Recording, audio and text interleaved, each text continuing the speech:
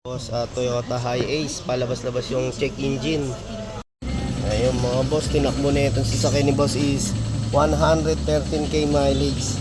Bali na iska namin dito ang fault ng sasakyan ni boss, EGR.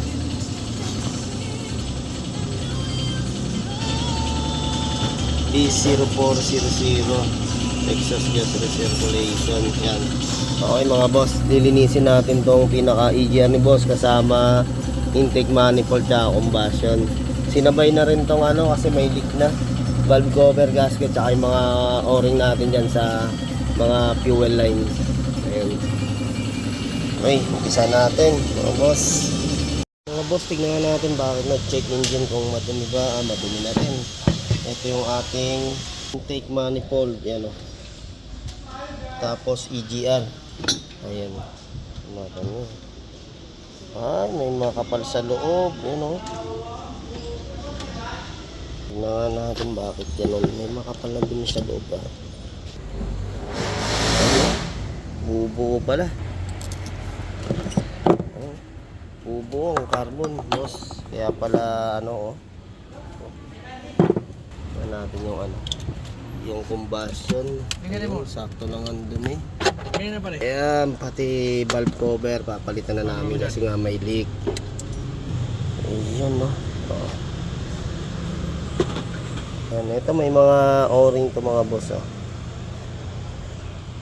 Ayan, ito yung ating makina ng Toyota Hiace 2014 model.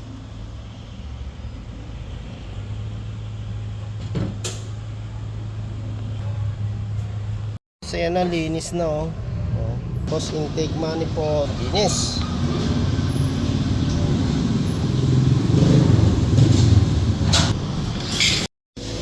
Ayan mga boss, pinalitan natin valve cover, original. Tapos pinagpapalitan natin to mga boss.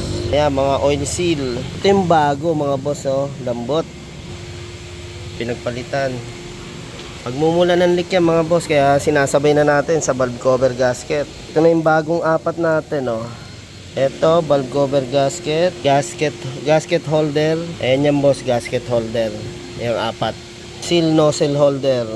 Yun dito naman yan mga idol na apat. Yan. Yan. Siyempre, para talagang walang singaw o leak. Tingnan nga natin, yun naikabit na sa Yan. Patapos na nga Ito na lang namin yung transmission oil ni boss sa differential lang. Ang tornilyo natin konti na, natapos na. Mga idol, balik na rin kami ng differential gear oil. Yung mga boss Toyota. Yung mga boss, chinek namin sa OBD, wala na tayong nakita na fault. Ayan, pass no fault natin.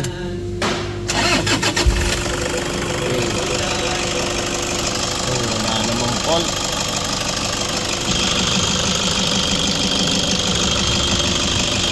Mga boss, nawala na nga yung check engine ng Toyota Hiace, kaya ayos. Thank you. Kuha natin sa paglinis.